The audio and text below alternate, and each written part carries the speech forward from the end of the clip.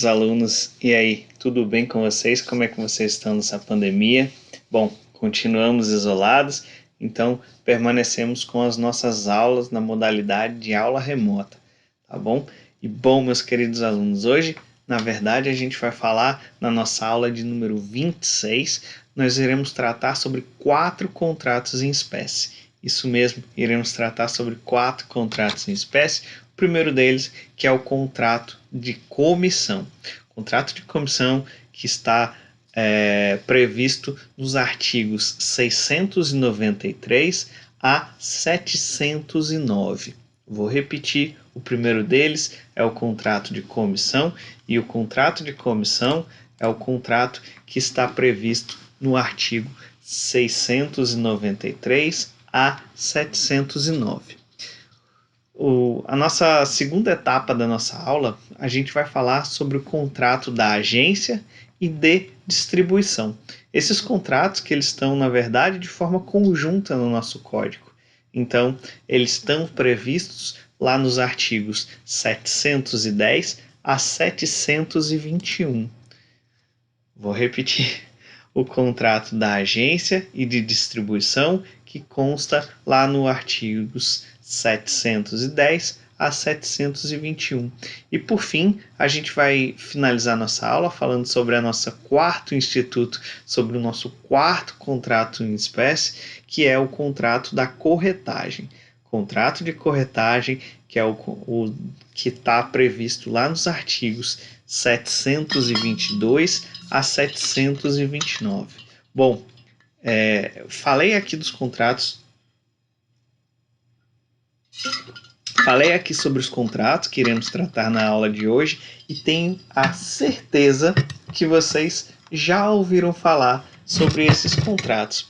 Contratos estes que estão presentes na nossa sociedade há muitos e muitos anos. Contratos esses também que é de fácil entendimento, de fácil compreensão. Mas hoje a gente vai tratar a respeito de alguns pontos relevantes, alguns pontos de destaque que merecem a nossa maior entendimento, a nossa maior compreensão.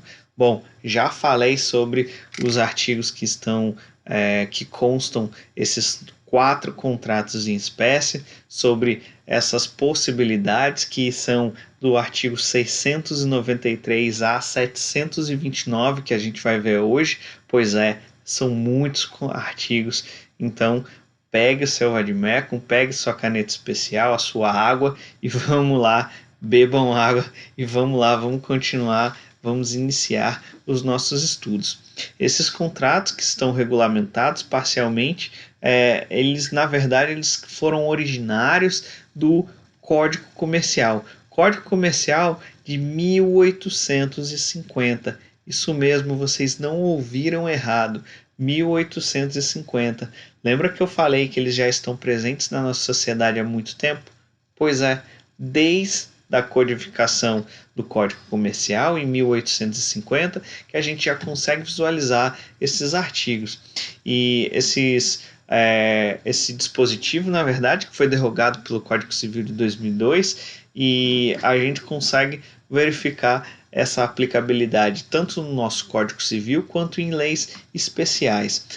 Quando for o momento pertinente, eu vou citar as leis especiais e eu peço que vocês tomem nota, que também são pontos interessantes, são pontos importantes para o nosso estudo e compreensão de cada um desses institutos. Beleza? Vamos lá, pessoal. Bom, e o primeiro contrato que nós iremos verificar, como a gente combinou lá na parte introdutória da aula de hoje, foi o contrato da comissão. O contrato da comissão, que pode ser conceituado como aquele pelo qual o comissário ele realiza a aquisição ou a venda de bens em seu próprio nome, à conta de um comitente.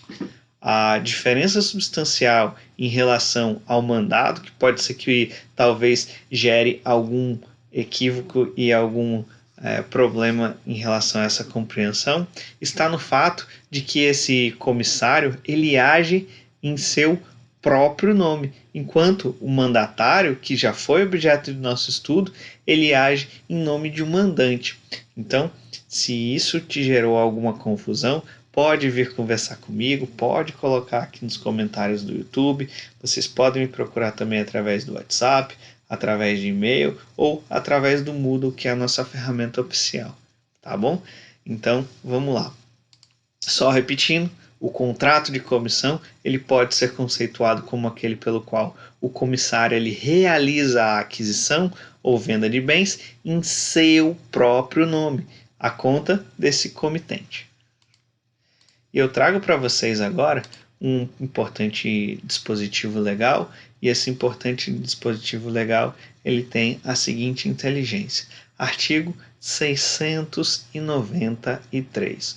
O contrato de comissão tem por objeto a aquisição ou a venda de bens pelo comissário, em seu próprio nome, à conta do comitente.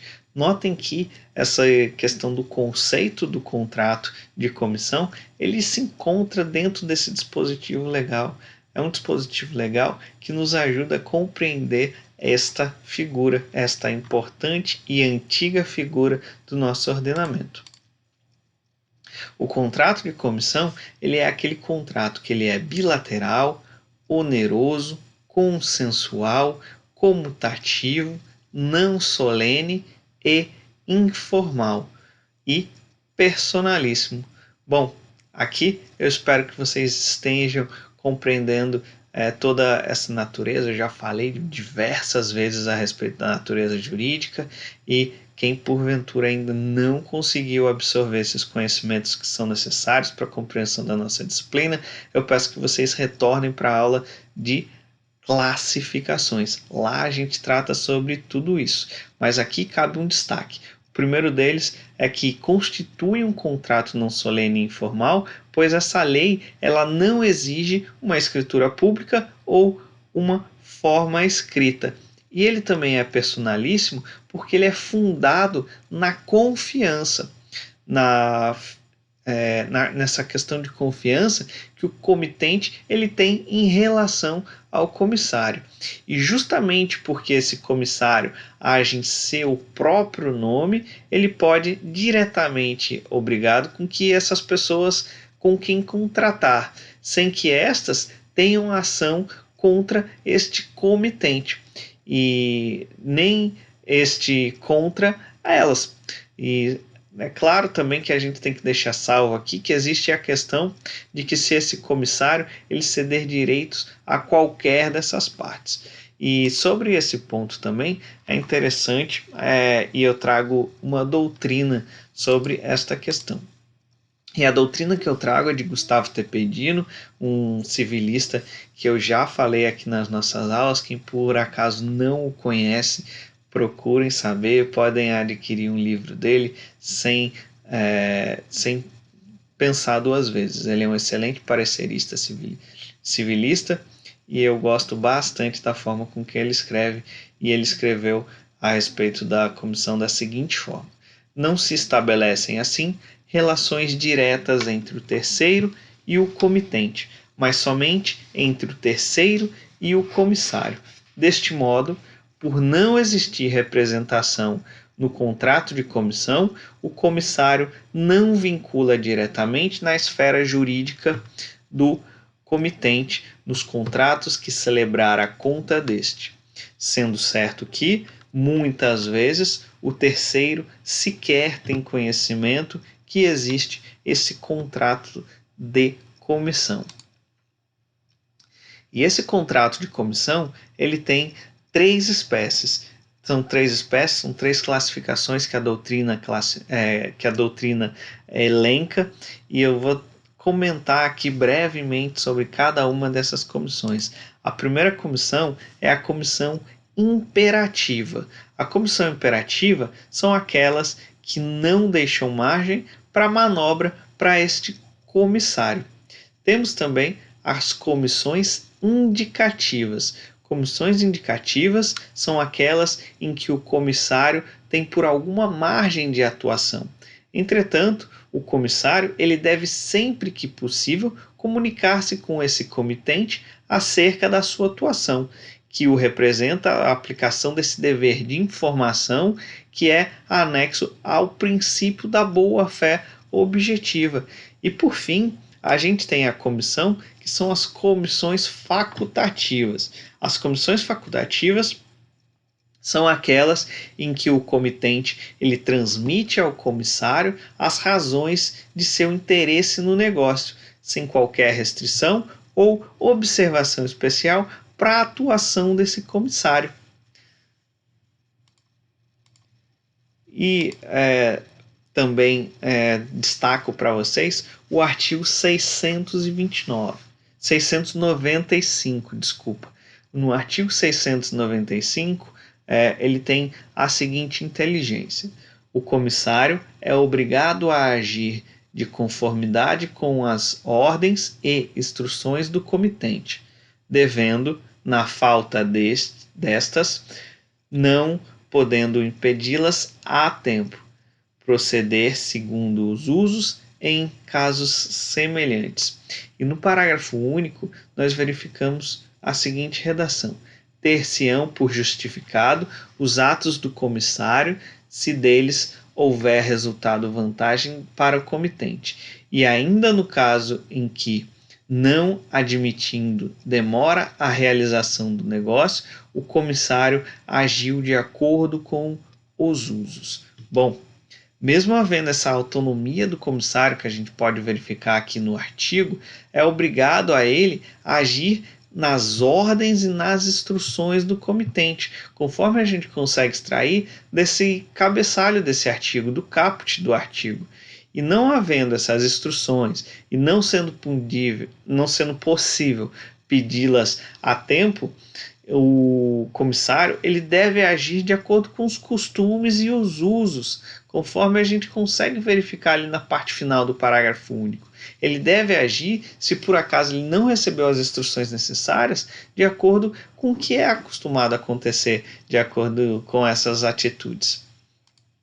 E esse dispositivo, é importante lembrar também que ele mantém uma relação direta com o artigo 113 do nosso Código Civil, que eu já citei aqui nas nossas aulas, que é o dispositivo que consagra a interpretação dos negócios jurídicos conforme a boa-fé, os usos e os costumes. E sempre haverá uma presunção de que esse comissário ele agiu bem, justificando a sua atuação, se dela houver resultado de uma vantagem para esse comitente. A mesma regra vale para os casos em que, não admitindo a demora na realização do negócio, esse comissário ele agiu de acordo com os usos locais, conforme a gente vê pelo parágrafo único. Um outro dispositivo que também merece destaque é o artigo 698. Vejamos, vamos dar uma olhada nesse artigo também. O artigo 698, eu espero que você já esteja marcando todos esses dispositivos que a gente está falando ao longo da aula. E se você estiver marcando, eu peço que você dê um destaque especial, pegue a sua melhor caneta. Se tiver uma caneta que escreva em ouro, pode marcar essas 3 palavrinhas que eu marquei aí em vermelho: cláusula del credere. Este é um importante dispositivo, um importante instituto que a gente vê muitas discussões nas doutrinas, a gente vê diversos julgados a respeito da cláusula del credere. Então, vamos falar um pouquinho sobre essa cláusula.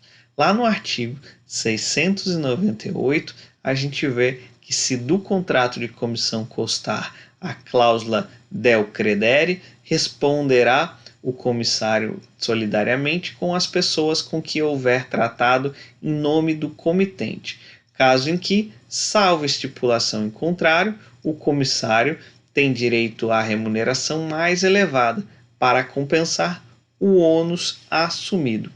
Bom, pessoal, meus queridos alunos, a cláusula del credere é a que responsabiliza o distribuidor a responder solidariamente junto ao comitente pelas obrigações assumidas pelo comprador.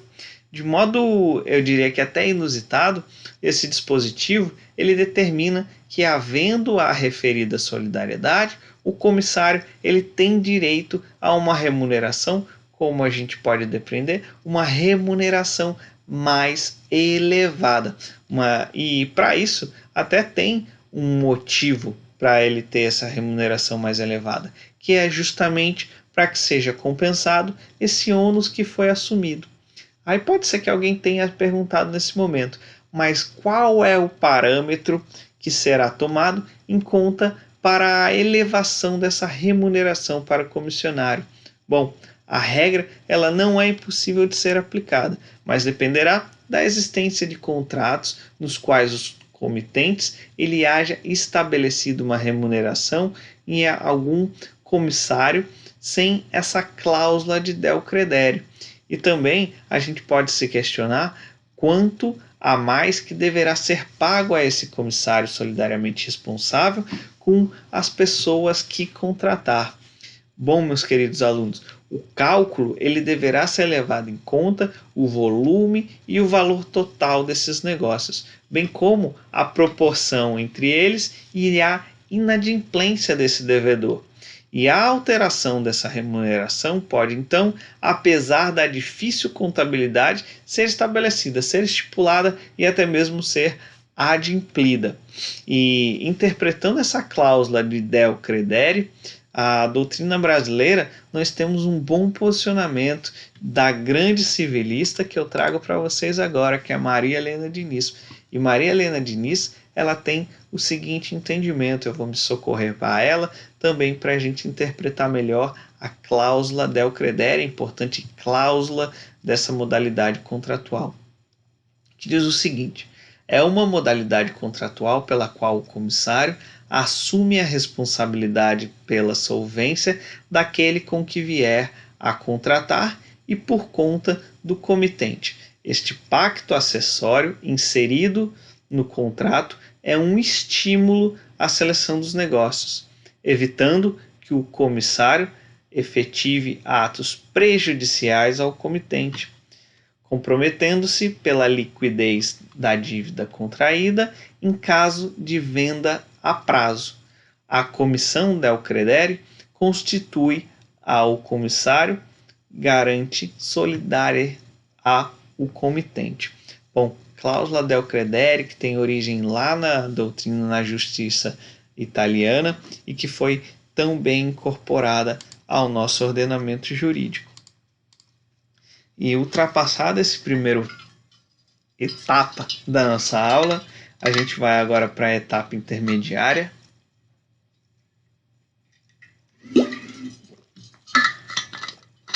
que é a etapa que a gente vai ver a agência e distribuição.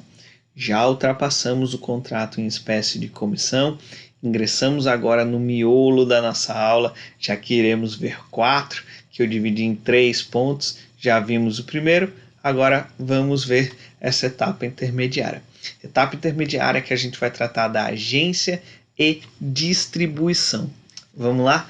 Bom, pelo contrato de agência, uma pessoa ela assume em caráter não eventual e sem vínculos de dependência a obrigação de promover a conta de outrem e mediante uma retribuição a realização de certos negócios em uma zona determinada que caracteriza a distribuição.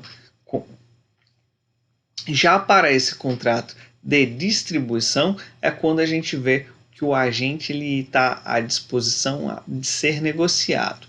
E o artigo 710 do nosso Código Civil, ele traz um conceito dos contratos em questão, e o que representa essa aplicação do princípio da operabilidade, no sentido de facilitação desse direito civil.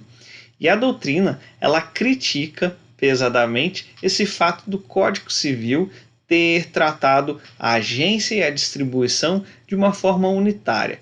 Então, para isso, a gente tem algumas diferenciações, que essa diferenciação de ambos contratos, que não é tão simples, especificamente quando a gente verificar aqui o artigo 710, a gente vê que somente o fato de o distribuidor ter à sua disposição esta coisa negociada.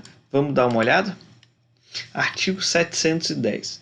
Pelo contrato de agência, uma pessoa assume em caráter não eventual e sem vínculos de dependência, a obrigação de promover a conta de outrem, mediante uma retribuição, a realização de certos negócios em zona determinada, caracterizando-se a distribuição quando o agente tiver à sua disposição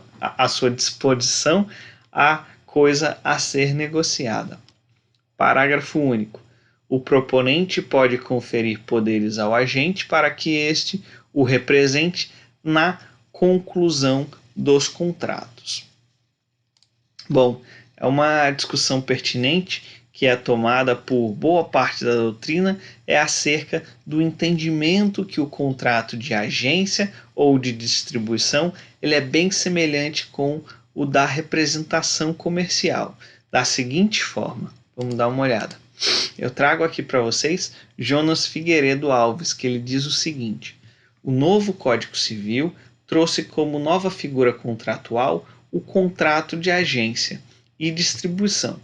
Trata-se, a rigor, do contrato de representação comercial regulado pela lei. Anotem essa lei especial que é bem importante, é a Lei 4.886 de 1965.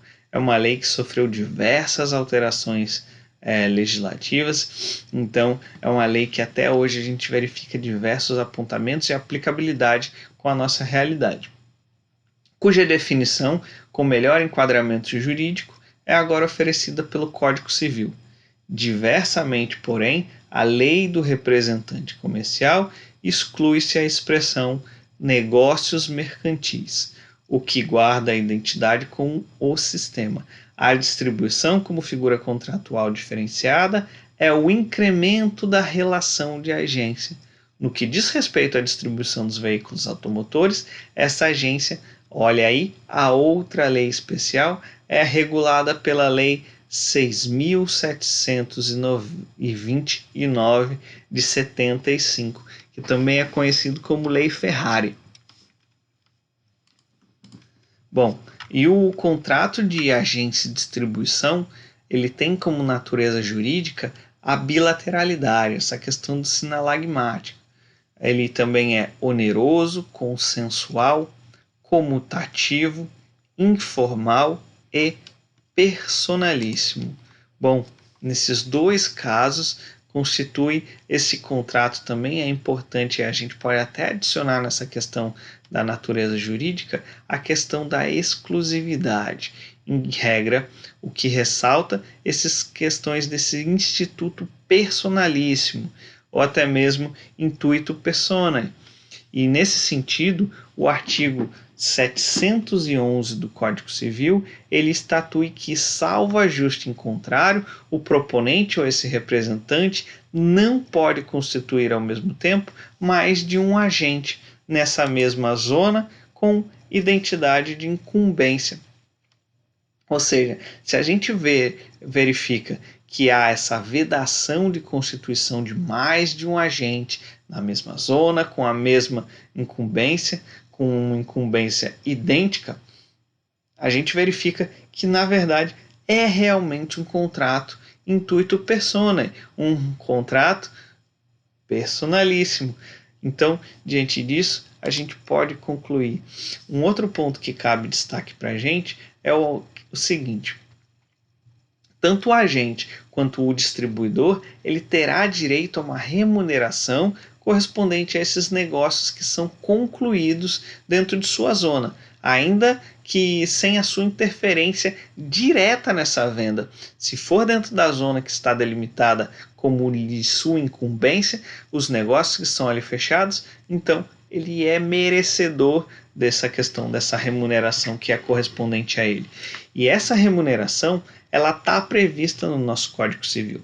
Ela está prevista lá no artigo 714 e é denominada também pela doutrina como comissão. Vamos dar uma olhadinha? Artigo 714. Olha aí aquela caneta especial sua, marca também essa palavra remuneração e marque também esse importante dispositivo. Artigo 714. Salvo ajuste, o agente ou o distribuidor terá direito à remuneração correspondente aos negócios concluídos dentro de sua zona, ainda que sem a sua interferência. Bom, e essa remuneração, ou como a doutrina gosta de conceituar esta comissão, a gente pode verificar que há 3 formas possíveis e aceitáveis dentro da nossa prática e dentro do nosso ordenamento. A primeira delas é a comissão variável. Comissão variável. Temos a segunda, que é a comissão fixa, e a terceira, que é a comissão mista. Vou falar para vocês um pouquinho de cada uma delas. A comissão variada é aquela comissão cuja remuneração tem como base um percentual sobre o valor do negócio realizado. A comissão fixa, ela é a comissão cuja essa remuneração decorre da realização de um certo número de operações, de um certo número de vendas, cuja esse mínimo é ajustado por força do contrato, atendendo a essa questão do princípio da autonomia privada das partes, e não se aplica essa forma de uma remuneração de representação comercial autônoma.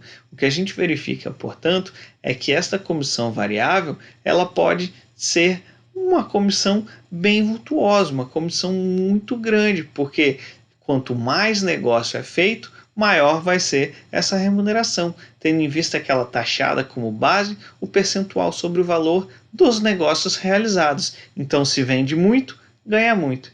Assim como, se vende pouco, também ganhará pouco. Diferente da comissão fixa, que é um valor já ajustado no contrato, desde que ele atenda esses patamares mínimos. Então, se atendido o patamar mínimo previsto no contrato, evidentemente que ele vai ganhar essa comissão fixa. E por fim, a gente tem o critério, a denominação e a divisão da comissão mista. A comissão mista é uma combinação dessas duas formas que eu falei para vocês, tanto da comissão variável quanto da comissão fixa. E também ela é algo que é mais rotineiro, que a gente consegue verificar, eu diria que até mesmo é uma forma mais justa, porque está estipulado ali um padrão mínimo, e esse padrão mínimo, desde que ele seja atendido, já vai fazer jus à questão fixa, e quanto mais ele vender, mais negócios ele conseguir estipular, melhor vai ser, porque vai entrar já também a comissão variável. Então, que fique claro que pode haver nesse mesmo contrato tanto uma comissão fixa quanto uma comissão variável. Se lembra quando eu trouxe para vocês também aquela doutrina, e a doutrina falava da lei 4.886 de 65? Pois é, eu queria destacar para vocês, nós temos 2 pontos, 2 artigos que são bem relevantes dessa lei, que é o artigo 35 e o artigo 36. Eu queria discutir um pouquinho com vocês sobre isso agora, que são, na verdade, esses artigos, eles tratam de motivos justos para essa rescisão do contrato de representação comercial, do representado e do representante, de forma respectiva, tá? Então, o artigo 35, ele trata do representante, e o 36 trata... Desculpa, vamos lá. O artigo 35, ele trata do representado, e o artigo 36, ele trata do representante. Vamos dar uma olhadinha agora. Constituem motivos justos para a rescisão do contrato de representação comercial pelo representado. 1. A desídia do representante no cumprimento das obrigações decorrentes do contrato. Pessoal, se aquele cara ele fica parado e não corresponde com as suas obrigações, não haverá venda. Não há milagre quanto a isso. Ele deitado no sofá, ele jogando joguinho, ou ele parado sem fazer nada, isso não vai gerar venda. E se não gerar venda, não vai haver comissão, e não gerando vendas, também não vai haver o obtimento desses lucros que é desejado. 2. A prática de atos que importem em descrédito comercial do representado. 3. a falta de cumprimento de quaisquer obrigações inerentes ao contrato de representação comercial. 4. A condenação definitiva por crime considerado infamante. E 5. A força maior. E nós também temos, como eu disse para vocês, no artigo 36, os motivos justos para a rescisão do contrato de representação comercial pelo representante, que diz o seguinte: a redução da esfera da atividade do representante em desacordo com as cláusulas do contrato. 2. A quebra direta ou indireta da exclusividade, se prevista em contrato. 3. A fixação abusiva de preços em relação à zona do representante com o exclusivo escopo de impossibilitá-lo a ação regular. 4. O não pagamento de sua retribuição na época devida. E 5. Também a questão da força maior. Então, esse foi o nosso miolo de nossa aula, esse foi os contratos em espécie de agência e distribuição, e agora a gente vai para a última etapa de nossa aula. Pessoal, eu volto a dizer, eu volto a deixar claro e deixar acordado com vocês. No caso de eventuais dúvidas, por favor, me procurem. Pode ser aqui através do YouTube, pode ser através do WhatsApp, através de e-mail ou pela nossa ferramenta oficial, pela nossa plataforma oficial, que é o Moodle. Lá no Moodle, toda aula que é lançada, toda aula que é topificada, eu coloco também um ponto que é o ponto do fórum. Lá no fórum vocês podem dirimir eventuais dúvidas sobre a matéria, tá bom? Vamos lá, o terceiro ponto e o quarto contrato em espécie é o contrato de corretagem. Bom, o Código Civil atual, meus queridos alunos, ele conceitua o contrato de corretagem no artigo 722, sendo este o negócio jurídico pelo qual uma pessoa, que é o corretor ou esse intermediário, que não é ligada a outra em virtude de mandato, de prestação de serviço ou de qualquer outra relação de dependência. E ele obriga-se a obter para esta segunda ou até mais negócios, conforme as instruções recebidas. A pessoa que busca o serviço do corretor, ela é denominada de comitente. Bom, mas eu queria deixar uma coisa clara para vocês desde já. A atuação do corretor, do intermediário, é comum na venda de imóveis, bem como na venda de mercadorias, de ações da Bolsa de Valores, sendo que todas essas ações, todas essas atitudes, elas são regulamentadas por normas específicas. Normas específicas essas que muitas vezes são feitas através de uma entidade de classe, uma entidade classista. E esse corretor, ele vai ter uma série de deveres para ele seguir. Por exemplo, o dever de obter o negócio, o dever da diligência, de sigilo, ou até mesmo o dever de informar corretamente todas as partes envolvidas nesse negócio jurídico, para que não haja nenhuma surpresa, para que haja o atendimento irrestrito do princípio da boa-fé.